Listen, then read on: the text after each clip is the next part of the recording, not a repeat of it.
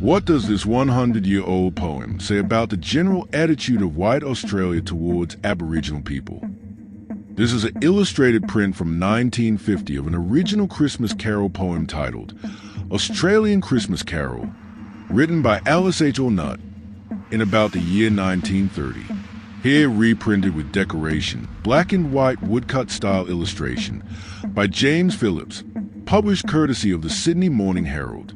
The poem reinterprets the biblical nativity story by transplanting it into an Australian bushland setting, substituting traditional Northern Hemisphere elements with native Australian flora and landscape features, and subtle references to Indigenous people to create a localized version of the Christmas narrative.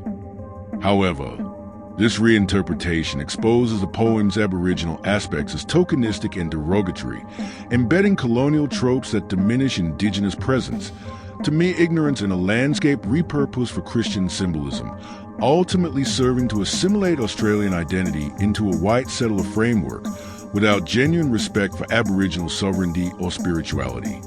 The poem contains 4 stanzas, with direct mentions of Aboriginal people in the second and fourth stanzas, depicting them as oblivious wanderers and silent figures lacking spiritual awareness, while other stanzas focus on landscape and flora, without direct references of them. The first stanza. When Jesus Christ came down to earth, in days of long ago, the country landscape of the north was veiled in pure white snow. Our sunny southern bushland lay, by white man's foot untrod, beneath the overarching sky unstained, fresh from the hand of God.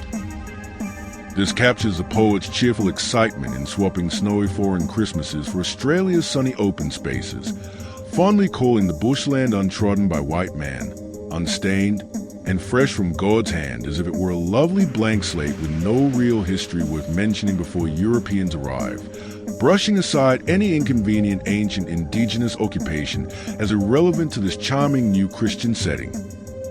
The second stanza. The wandering tribesmen could not hear the angels' song above. Yet still the cross swept round the sky, the symbol of God's love. The maidenhair a carpet spread for Mary's weary feet. The Christmas bush flushed rosy red, the newborn king to greet. This adds a quaint dash of local flavor with those wandering tribesmen, pictured as basic roamers who naturally miss the angels' important song because they're just not attuned to such things. Quickly moving on to praise of far more responsive pretty plants that properly welcome Jesus, implying these simple natives a little more than scenic extras in a land where nature does the real celebrating. The third stanza.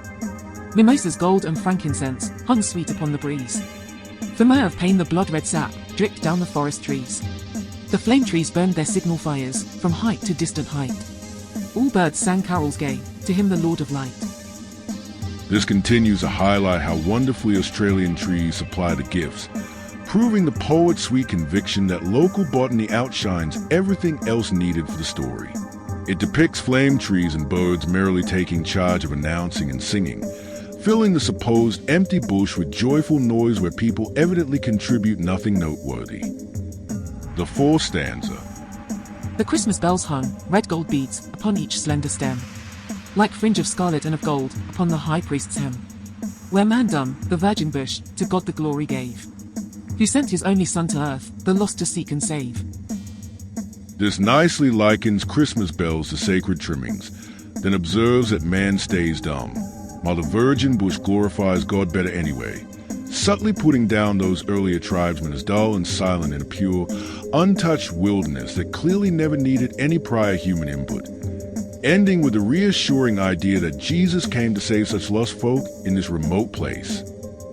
This poem exposes the blind superiority of settler culture, idealizing the bushland as fresh from the hand of God and untrodden by white man's foot as though no prior human history mattered before European arrival, blatantly ignoring the tens of thousands of years of Aboriginal occupation with intricate land stewardship, cultural systems, and spiritual ties. It also turns a deliberate blind eye to the well-known post-1788 realities of frontier massacres, violent dispossessions, poisonings, and the escalating forced removals of mixed-descent children under protectionist policies that by 1940 had already separated thousands into institutions or white families for assimilation. Lines depicting wandering tribesmen unable to hear angels and man-dumb dismiss Aboriginal people as spiritually inept and mute bystanders in their own territory, prioritizing plants and birds as superior participants, all grounded in the era's racist presumptions that upheld terra nullius. Still legally intact until decades later, justifying missionary efforts in viewing Indigenous Australians as lost primitives requiring white Christian guidance without confronting the documented violence, and population collapses from disease and killings, and systemic erasure that facilitated white dominance. Allnutt's affectionate goal to create an endearing Australian nativity carol packed with fondness for native plants and open landscape portrayed as freshly divine and essentially unoccupied, while revealing thorough ignorance combined with slight patronizing dismissal of Aboriginal people's many millenniums of profound land connections by reducing them to oblivious, mute wonders unworthy of meaningful roles in the narrative.